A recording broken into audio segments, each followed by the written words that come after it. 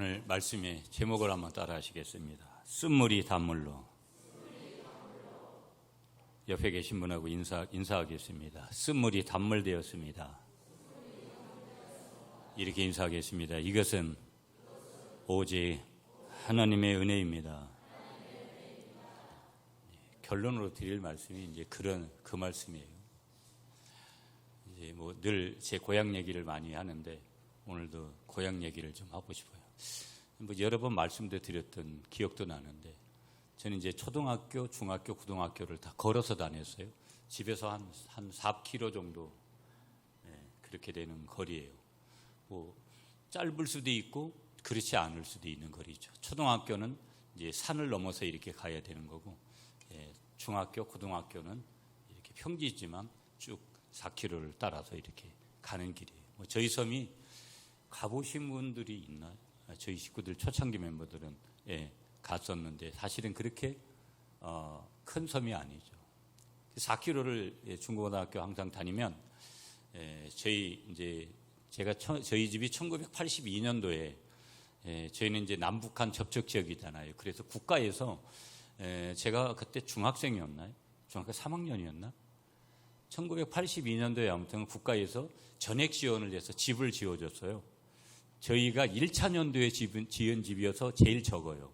그 뒤에는 계속 평수들도 늘려가가지고 이제 계속 마을의 모든 집들은 다 국가에서 지어진 집들이에요. 이제 자기 자부담은 한 푼도 없이 100% 전액 다 국가에서 지원해가지고 집을 그렇게 지어줬어요. 그러니까 어디 사느냐도 중요해요, 여러분. 국한하고 가까운 데 사니까 집도 지어지고 그렇게 하잖아요. 그렇게 해서 이제 사실은 저희 섬에 고등학교까지 있을 수도 없는 섬이에요. 섬이 워낙 적어서. 근데 저희 주문도라는 섬이 4개 섬으로 한 면이 이루어지고 지금 강화도에서 유일하게 그 서도면이라는 한 면만 이제 배를 타고 가요. 다른 섬들은 다른 면들은 다리를 놓아서 그렇게 이어졌고 저희 면만 이제 유일하게 남아서 앞으로 아마 이제 저희도 다리를 놓게 되지 않을까. 저희 4섬끼리는 연육교를 지금 놓고 있거든요. 그래서 그거 먼저 하면 본섬하고 뭐 연결이 될 것 같아요. 근데 저희 학교 다닐 때 보면 항상 중간쯤 그때는 자전거를 타고 다니는 아이들도 그렇게 많지 않았어요, 섬에. 저는 뭐 자전거를 고등학교 다닐 때까지 타지를 못한 것 같아요. 가난해서. 그래서 항상 4km를 오가는 길은 그 짧은 거리가 아닌데 늘 뭐 걸어 다니는 거죠. 뭐 선배들도 후배들도. 그러면서 저희 마을에 들어가기 전에 농로에 또 바다를 막아가지고 개간해가지고 그 길을 이제 논으로 만들어서 그렇게 이제 농사를 짓기도 하고 이제 그렇게 하세요. 저희는 가보면 논농사도 많이 짓고 밭농사도 많이 하시고 바다니까 어업도 하고. 저희는 이제 논도 있고 밭도 있고 산도 있고 또 저희 아버지 어머니 어업하셨고 배도 있고 제 어릴 때는 좀 그랬어요. 그래서 지금이야 꽃게를 잡고 이러면 여러분 우리가 뭐 이렇게 흔하게 먹을 수 있지만 제가 어릴 때 1980년도는 다 100% 전량 일본 수출이었습니다. 우리는 게빨 떨어진 거 이런 거 먹고 일본 분들은 이제 다 온전하게 이제 국내에는 비싸서 먹지도 못하고 그등 지금이야 여러분 뭐 그래도 어떤 때는 꽃게가 비쌀 때도 있고 그렇잖아요. 아무튼 그런 환경 속에서 자라오면서 학교를 다니면서 늘 중간에 힘들잖아요. 이런 여름이 되고 그러면 얼마나 힘들어요. 그러면 그 농로 중간에 뭐가 있냐면 지하수가 있어요. 지금도 여러분 그 물맛은 여전히 어떻게 여러분 바다가 있는 그 현장에 그런 물맛이 날까? 어떻게 보면 강원도 같은 데 가서 먹는 물맛하고 비슷한 그런 정도의 물에 아주 물 좋은 그런 그 지하수가 그렇게 흘러나와서 항상 학교로 오갈 때 그 물을 늘 먹고 그랬던 기억이 나고 그 물맛이 지금도 제 혀끝에서 어떤 물맛인지가 아주 감동적으로 그렇게 느껴져요. 여러분 그 물을 마시기 전까지의 갈증이라는 거 느꼈을 때의 그 고통이라는 거 인간이 느끼는 그 갈증 육적인 갈증이죠 보면. 그리고 그 육적인 갈증이 해갈되어질 때 좋은 물을 마실 때의 그 쾌감이라는 것은 이루 말할 수가 없는 거죠, 보면. 그런데 가만히 보면 그 육신적인 지하수 물까지도, 물론 그건 주인이 따로 있어요. 육신적인 주인은. 지금은 은퇴하신 우리 모교의 장로님이 그 지하수의 주인이셨는데, 가만히 우리 신앙인들은 보면 이렇게 좋은 물을 마실 수 있는 순간 이것이 하나님의 은혜구나. 그래서 오늘 제가 이 결론을 벌써 말씀드리면 이런 거예요. 죽음의 문제, 여러분 다 죽어요. 아무리 뭐 돈 벌려고 하고 아무리 뭐 어떻게 해도 여러분 어느 순간에는 우리는 다 죽음을 어떻게 준비하고 있어요. 여러분 어느 날 저는 이렇게 가만히 이렇게 잠을 자면서 죽음이라는 게 도대체 뭐지? 인생이 뭐지? 어떻게 살아야 되는 거지? 제가 이제 밖에 일들을 이렇게 해보면서 그런 것들에 대한 질문을 더 많이 하게 돼요. 그러니까 이렇게 하고 다니는 게 과연 뭘까? 어떤 때는 약간은 인간적인 생각도 들어요. 이렇게 할 필요가 있나?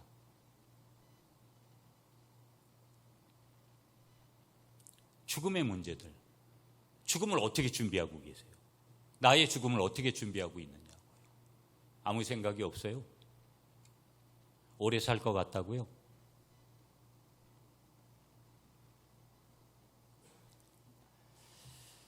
죽음의 문제를 해결할 수 있는 길은 한 길밖에 없잖아요. 오직 예수 그리스도를 믿음으로.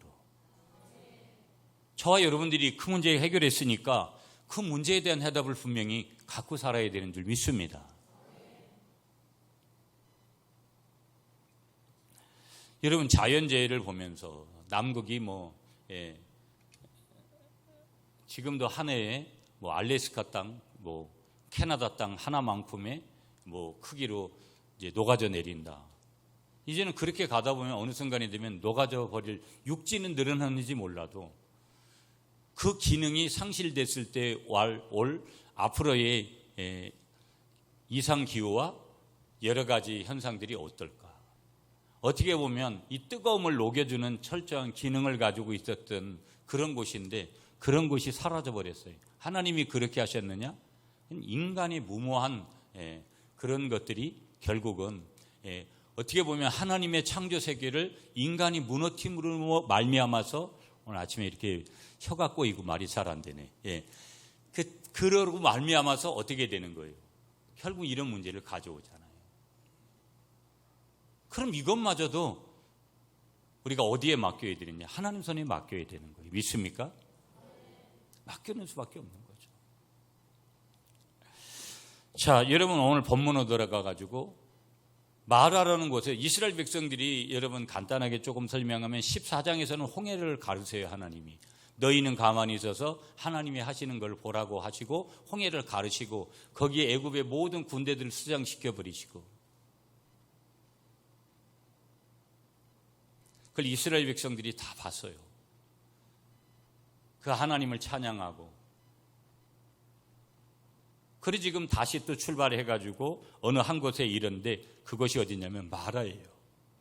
아마 정확하게 보면 홍해를 갈랐던, 그리고 올라왔던 그 지점에서 50km에서 한 55km 정도 되는 그 지점이에요. 근데 그 길을 사흘길을 갔다라는 거예요. 왜 사흘길을 갔을까? 보통 같으면 한 사람이 하루에도 넉넉하게 갈 수 있는 길인데 어린아이들도 있고 노인들도 있고 200만이 움직이니까 하루에 갈 수가 없는 거죠. 짐승도 있고. 그런 것들이 중요한 것은 아니고, 중요한 것은 뭐냐? 거기에서 이제 물이 너무나 마시고 싶은데 그 물이 쓰게 되어져서 먹지를 못하게 되는 일이 벌어진 거예요.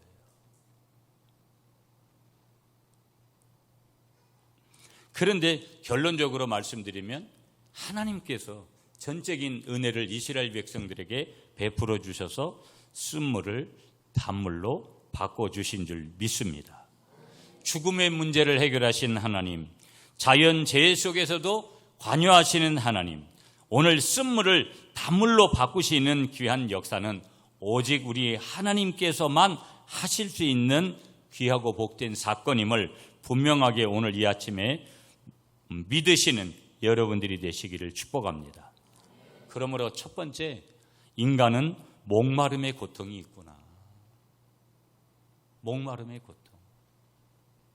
반대로 물이라는 것은 이렇게 소중하구나. 늘 여러 번 말씀드리지만 생수를 사먹는 그런 시대에 아무리 여러분 이번에 비가 많이 와서 그렇게 있어도 저 물이 쓰여질 때가 있고 쓰일 수 없는 곳이 있잖아요.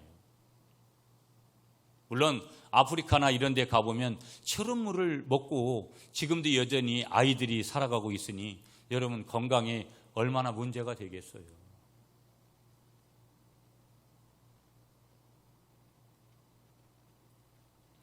사무엘상 23장 15절부터 17절에 보면 다윗이 여부스라는 곳에 있을 때 블레셋 군대가 다윗 진영을 포기했을 때 진영에 샘도 없었고 우물도 없었고 모든 병사들이 어려움을 겪고 있을 때 다윗도 굉장히 목마름의 갈증 때문에 힘들어합니다. 다윗이 그때 이렇게 얘기를 합니다. 신하들에게 베들레헴 성문 곁에 우물물을 누가 나로 마시게 할꼬? 누가 그 베들레헴 성문 곁에 있는 우물물을 좀 떠와가지고 내 목을 축이게 해서 나를 좀 시원하게 하겠느냐? 그렇게 질문을 하니까 그 중에 다윗의 용사 중에 3명이 목숨을 걸고 베들레헴으로 가가지고 우물물을 길어다가 다윗에게 가져와요. 그때 다윗은 3사람의 용사들이 목숨을 걸고 떠온 물을 바로 마셨느냐? 마시지 않았어요. 왜 그렇게 했느냐? 그는 이렇게 고백을 해요. 내 하나님이여, 내가 결단코 이런 일을 하지 아니하리이다. 생명을 돌아보지 아니하고 갔던 사람들의 피를 어찌 마실 수 있습니까? 다윗이 이렇게 고백을 하고 그 물을 어떻게 하냐면 자기가 마시지 않고 여호와께 부어드려요. 하나님께 부어드리는 거예요. 믿음의 사람과 하나님이 인정하는 사람과 그렇지 않은 사람의 차이가 이런 차이예요. 대단한 차이가 날 것 같으면 이런 차이밖에 없다라는 거예요. 보통 사람 같으면 금을 벌컥벌떡 들이고 당연히 그런 자격을 가지고 있는 사람이 다윗인데 다윗은 그렇게 하지 않은 거예요. 여호와께 부어드렸다.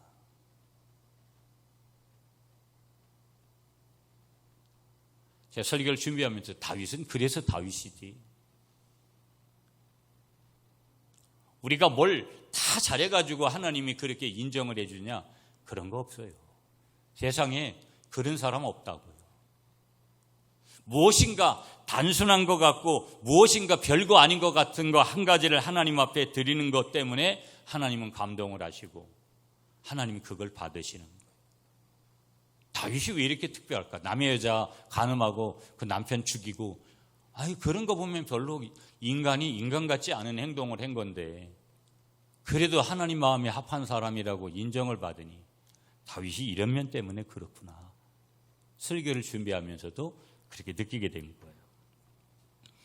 다윗의 눈에는 3명의 용사들이 가져온 물이 뭐로 보였느냐? 피로 보인 거예요. 내 동료들이, 내 신하들이 떠온 이 물이 피로 보인 거예요. 생명으로 보인 거예요. 포위망을 뚫고 적진을 뚫고 목숨을 걸고 가져온 물이라는 것을 분명하게 그가 느끼고 있었던 거예요. 여러분, 우리가 운동을 이렇게 해보면 운동을 하다가 가장 생각나는 것이 뭐예요?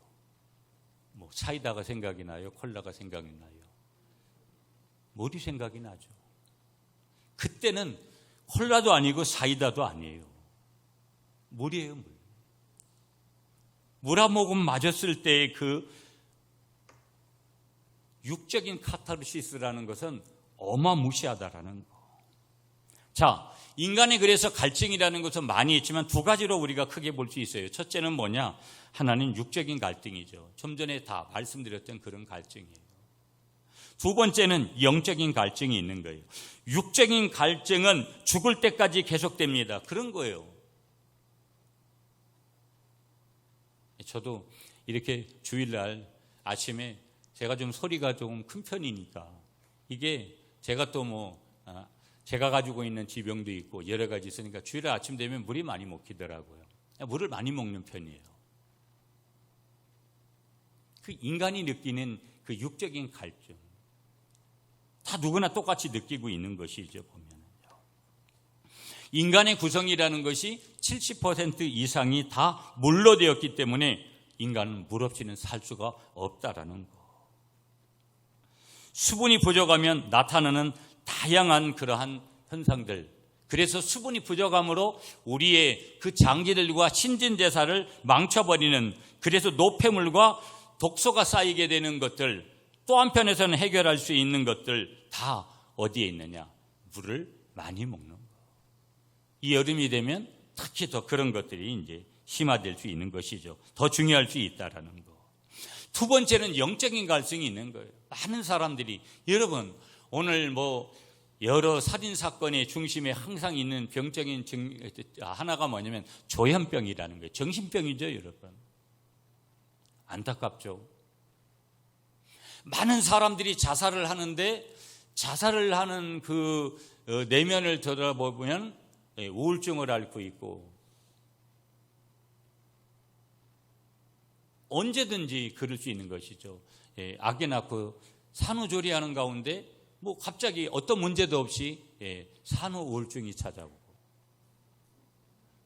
공황장애라든지 여러 가지 장애들을 만나게 되는 그런 경우들 얼마든지 있게 되어지고, 그래서 어떤 경우에는 자기 생명을 너무 힘들어서 내어던지는, 결국은 한 인간이 그랬다기보다는 그 한 인간 안에 찾아왔던 어떤 병적인 요소가, 여러분 이번에도 그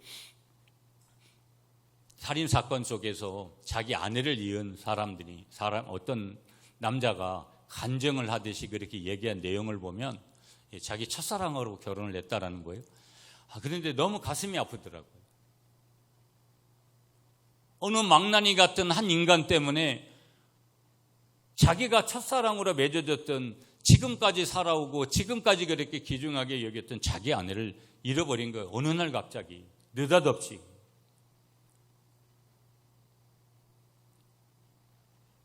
어찌 보면 그런 일들이 일어나는 사건을 주도하는 사람들의 내면을 지배하고 있는 문제가 과연 뭐였을까? 아마 분명한 것은 영적인 갈증이었을 거다.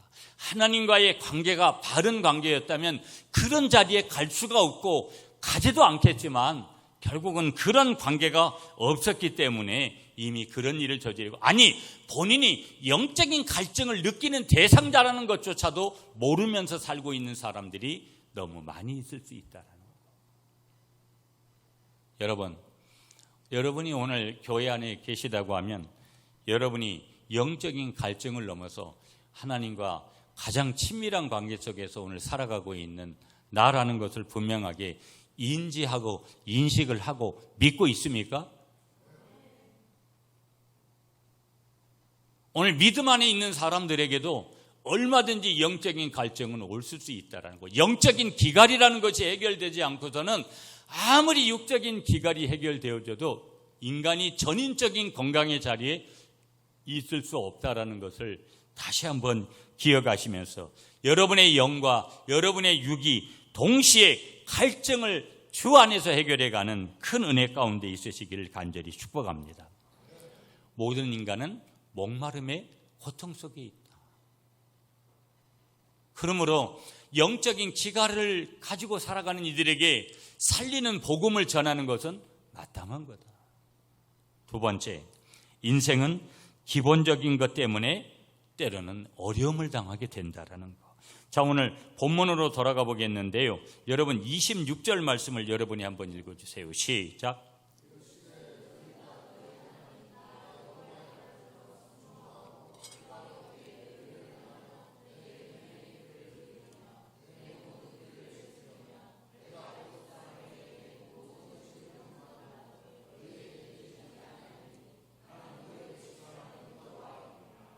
아멘. 자, 아까 오늘 본문에 대한 내용을 간략하게 소개를 했어요. 지금 본문은 홍해 사건 이후에 벌어졌어요. 그럼 대단한 사건이 일어났으니까 계속 대단한 사건이 일어나야 되는데, 놀라운 일은 완전히 그들의 생각과 빗나가는 일이 벌어지는 거예요. 홍해의 감격도 사라지기 전에 지금 마실 물이 없어서 단순한 문제, 엄청난 일을 해결받고 기적적으로 하나님이 하신 일을 봤는데 하나님이 물이 없어 고통을 당하도록 이스라엘 백성들을 내버려 두시는 거예요. 그러니까 그 마음에서 바로 뭐가 찾아왔냐면 원망의 쓴물을 토해내고 있는 이스라엘 백성들의 모습을 오늘 보여줘요. 기억을 해야 되는 것이죠. 하나님의 백성의 삶이 반드시 순탄한 것만 아니라는 거. 예수 믿으면 여러분 내가 필요한 것들 싹싹 꽃감 빼먹듯이 좋은 일은 나한테 항상 일어나고 좋지 않은 일은 하나님이 막아주고 그런 패턴으로 가면 얼마나 좋겠어요. 그런 생각을 가지는 것 자체가 벌써부터 기독교가 기독교 되는 것을 막아버리는 거예요. 이방 종교화 시켜버리는 거예요. 자기 스스로가. 십자가 없는 기독교는 결코 그것은 복음도 아니고 이방 종교하고 다를 게 전혀 없는 거라는 거예요. 기본적인 것들, 평범한 것들 때문에 고통을 당해야 할 때가 얼마든지 있는 거고 때로는 이해할 수 없는 일들이, 도저히 받아들일 수 없는 일들이 저와 여러분들의 삶에 반드시 찾아오는데, 그렇기 때문에 빌립보서 2장 29절에 보면 그리스도를 위하여 너희에게 은혜를 주신 것은 다만 그를 믿을 뿐만 아니라 또한 그를 위하여 고난도 받게 하려 하십니다.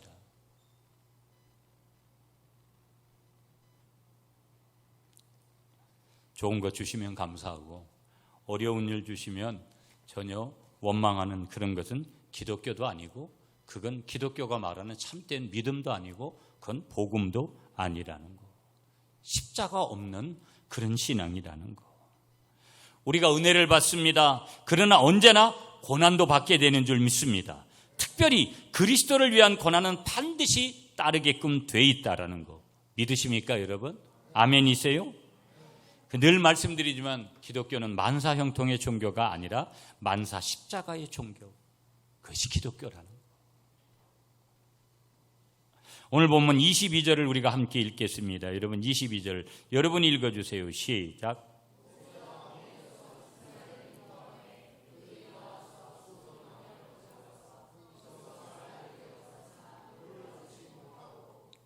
아멘. 자, 이스라엘 백성들이 홍해를 건넌 뒤에 하나님을 찬양했던 곳에서 지금 도착한 마라까지는 아까 말씀드리지만 정확하게 말씀드리면 53km 정도의 거리입니다. 멀지 않은 거리입니다. 아무리 옛날에 걸어가야 되는 자리라 그래도 거리라 그래도 얼마든지 하루에 걸어갈 수 있는 그런 거리입니다. 그런 거리임에도 불구하고 사흘이나 소요됐다. 노인과 여자와 어린아이들이 포함된 200만 명의 무리가 많은 가축들을 거느리고 식량과 가재도구를 가지고 거칠고 험한 광야를 여행하는 것이 결코 쉽지 않은 길이었기 때문에 분명히 그렇게 됐을 것이다. 광야라는 것은 낮에는 엄청나게 덥습니다. 밤에는 엄청나게 춥습니다. 그런 광야에서 3일에 걸친 대이동으로 인해 그들은 매우 지쳤을 것이고 또한 가지고 있던 물은 모두 고갈되었을 것이라는 거. 자, 오늘 그 뒤에 나오는 한 지명이 나오는데, 자, 여기 오늘 23절입니다. 다 같이 시작. 마라에 이르렀더니 그 건물이 있어 마시지 못하겠으므로 그 이름을 마라라 하였더라. 자, 이 마라라는 이 지명은 쓰다, 괴롭다, 근심하다 이런 뜻을 가지고 있습니다. 그래서 그 지역의 물은 써서 마실 수가 없었고 물로 인해서 큰 고통을 당했기 때문에 붙여진 명칭이 이 마라라는 명칭이에요. 자, 그런데 여기서 뭐가 발생되는 거예요? 문제가 발생되는 거예요. 뭡니까? 24절 보겠습니다. 다 같이 시작. 백성이 모세에게 원망하여 이르되 우리가 무엇을 마실까 하며. 자, 24절에 보시면 백성들이 뭐 하냐면 감사하지 않았어요. 백성들이 뭐 했습니까? 원망했습니다. 자, 보세요. 그들은 지금 매우 지쳤습니다. 육적인 목마름이 극에 달했습니다. 그때 그들에게 찾아온 내면의 마음가짐은 오직 한 가지였다고 말씀하는 거예요. 그게 뭐예요? 원망이라는 거예요. 원망. 어제까지 감사했던 그 마음이 며칠 사이에 원망하는 마음으로 완전히 뒤바뀌어 버렸어요. 사람 마음 종이장 하나 차이. 제가 선거라는 것을 또 이번에 이렇게 치러보면서 사실 그렇게 사람들 크게 믿고 이렇게 절대적으로 그렇게 하잖아요. 그 사람들이 표를 주고 목사님, 장로님들이 표를 주는 거지만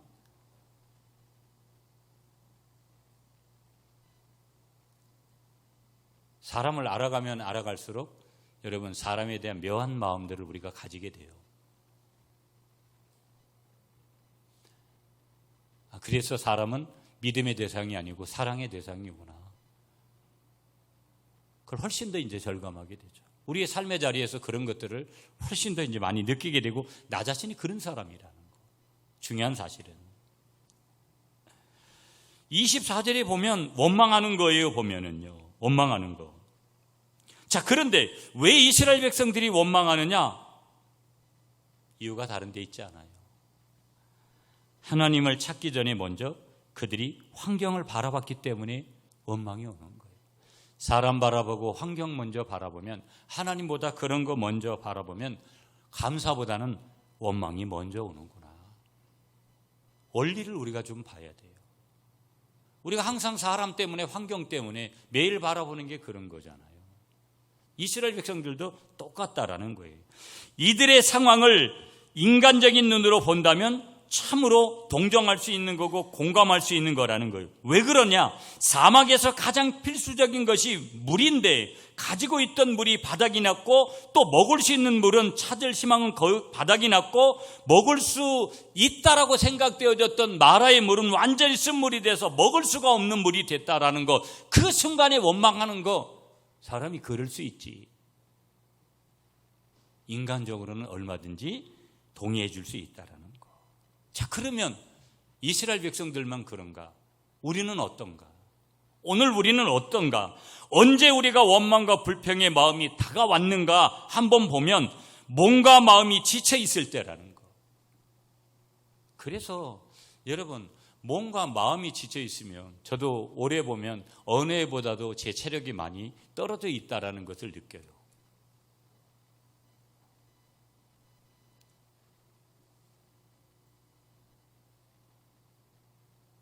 몸과 마음이 지쳐버릴 때 결국은 여러 가지 문제를 가져오는 원인 중에 우리가 가지 말아야 될, 붙들지 말아야 될 단어를 반드시 붙들게 되어지고, 그 현장에는 원망이 있고 그 현장에는 실망이 있고 그 현장에는 절망이 있게 되어지더라. 그러므로 이게 무슨 얘기일까요? 은혜가 항상 있으면 얼마나 좋겠어요. 원리 하나가 뭐냐? 한번 따라하겠습니다. 하나님의 은혜가 떨어지면 시험이 옵니다. 한 번 더. 시험이 오면 반드시 사고를 칩니다. 자, 25절을 보세요. 여러분이 25절을 좀 읽어주세요. 시작.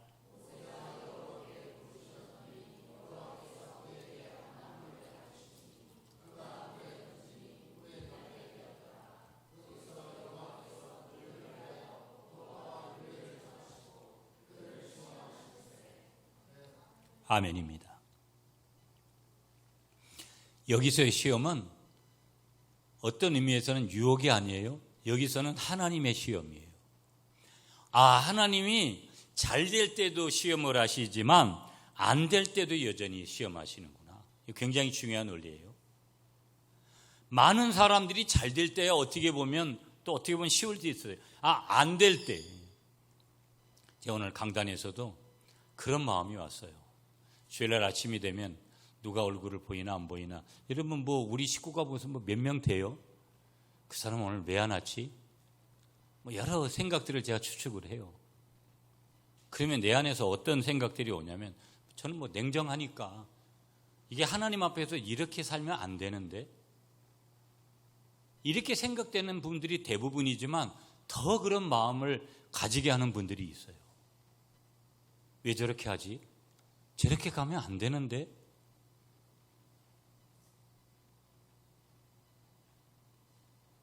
이유가 뭘까요? 결국 하나님이 우리들을 시험하는 거예요. 하나님은요, 믿지 않는 사람들이 하나님이 자기들을 시험한다고 그걸 받아들이겠어요? 할례 받지도 않은 사람이, 예수의 영이 성령 받지도 않은 사람이 그걸 알겠느냐고요. 결국은 하나님이 시험하는 사람들은 대부분이 믿음 안에 있는 사람들이에요. 교회 안에 있는 사람들이에요. 이스라엘 백성이에요. 지금 하나님이 시험을 하는 그 테스트하는 대상이 하나님의 손 위에 우리를 올려놓으신다고요. 좌로 가나 우로 가나, 위로 가나 아래로 가나, 순종하나 불순종하나, 굉장히 중요한 말씀이에요.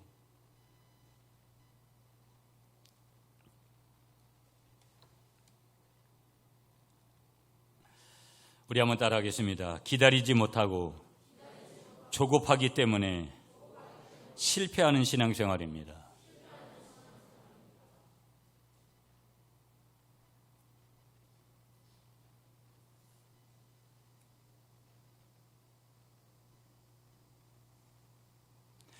지금 이스라엘 백성들에게 필요한 것은 뭐냐? 기다림이에요. 기다림. 하나님의 도우심을 기다리면 주님께서 해결해 주시는데, 그들은 홍해를 가르시는 기적을 통해서 구원받고 전심으로 전능하신 하나님을 찬양했던 그들의 뜨거웠던 신앙은 사흘간의 목마름으로 결국은 어떻게 돼버렸냐? 메말라 버린 거예요. 참, 은혜 받아도요, 그 은혜가 오래가지 않아요. 이게 항상 문제거든요. 하나님이 오래가도록 하면 얼마나 좋겠어요. 오래가지 않아요.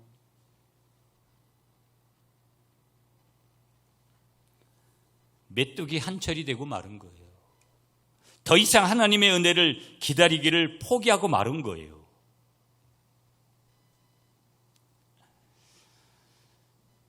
이 기다리지 못했던 대표적인 한 사람이 구약의 사울왕이에요.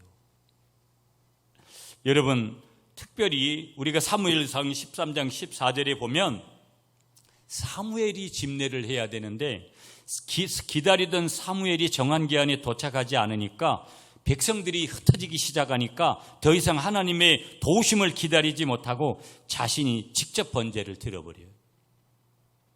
있을 수가 없는 거예요.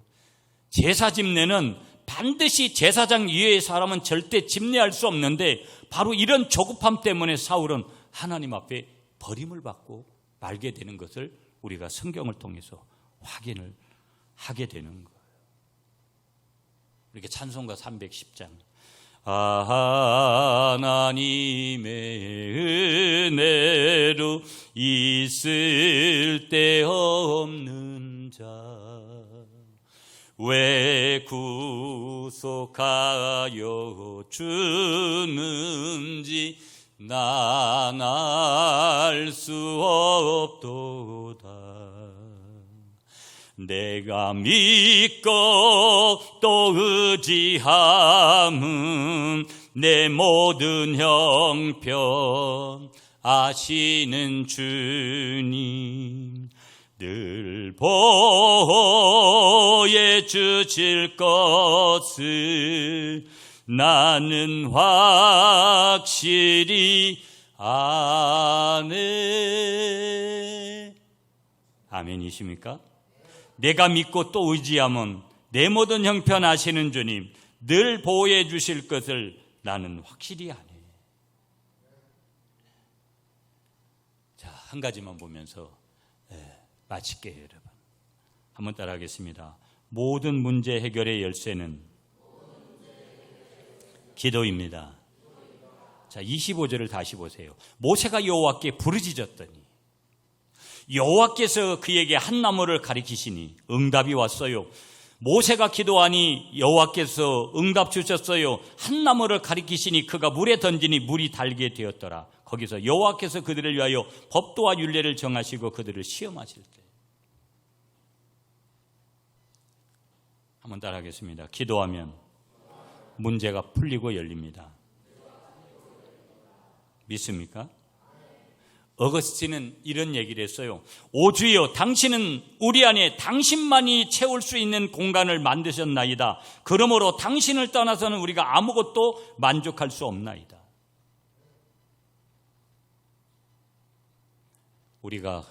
기도는 우리가 해야 되고 응답은 하나님이 하시는 귀하고 복된 은혜의 축복인 줄 믿습니다.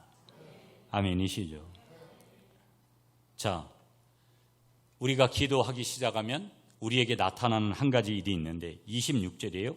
이르되 너희가 너희 하나님 여호와의 말씀을 들어 순종하고 내가 보기에 의를 행하며 내 계명의 귀를 기울이며 내 모든 규례를 지키며 내가 애굽 땅에서 내린 모든 질병 중 하나도 너에게 내리지 아니하리니 나는 너희를 치료하는 하나님 여호와입니다.